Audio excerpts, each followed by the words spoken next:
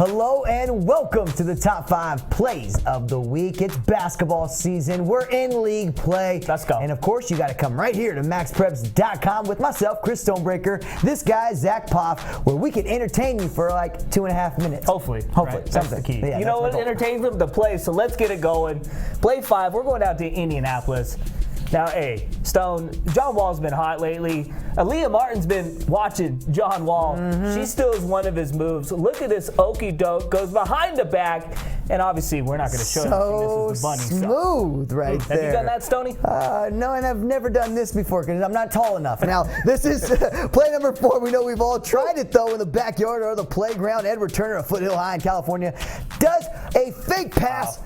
Turns the defender completely around and then nails the three-pointer. Of course, because we wouldn't have showed it unless he did. So that's why it's on the show. You know the place to be at in Minnesota during the wintertime? Chaska. Yeah, and be in a gym because it's not snowing outside. Kevin Mack with the big-time block. Now, you're going to see it again. You saw it there. He blocks his shot into the other bucket in the background.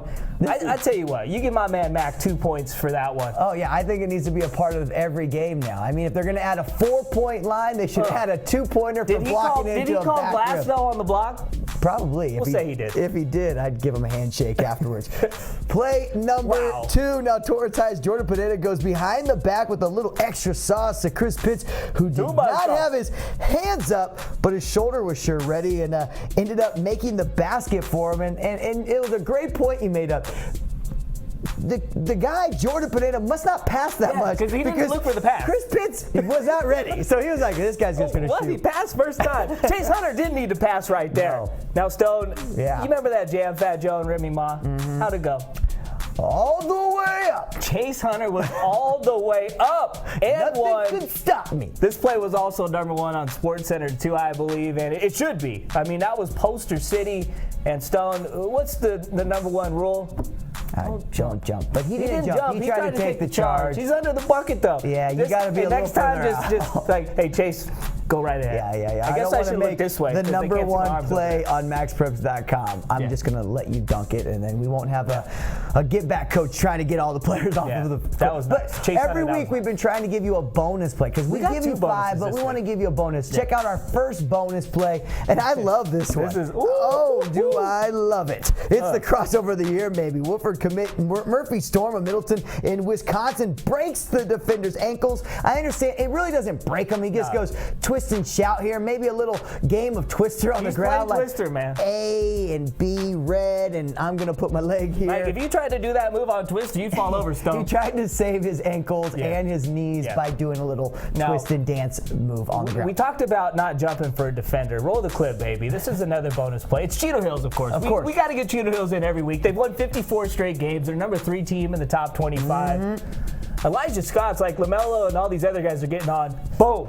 Poster City. He takes it in with some authority. Elijah Scott gets the foul and one and puts it down. Hey, I tell you what, Stone. Elijah Scott, one of the most underrated players in the state of California. You know, the Ball brothers, deservedly so, get a lot of credit. Onyeka Okongwu does too. He's a 5-star sophomore.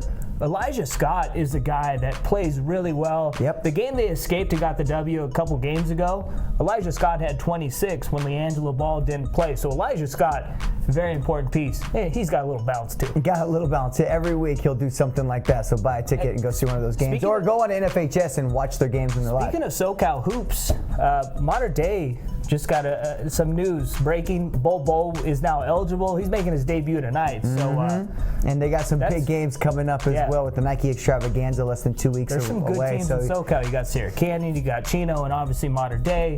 Does Modern Day make a difference Bishop Montgomery's with Bowl? Nice too. Does it make a difference and push them ahead of Sierra Canyon and them? And now you're like, mid-season. Now, I believe Chino is the best team in SoCal. Okay. Well, we'll find out. That's why they have playoffs at the end of the year. And the Open Division will be real nice. It'll be just like the football down there in Southern California. What do the cool kids say? Too much sauce, that's what it's going to be. Lost in the sauce. My name is Chris Stonebreaker. This guy right here is Zach Poff. And thank you all for clicking into MaxPreps.com, America's source for high school sports.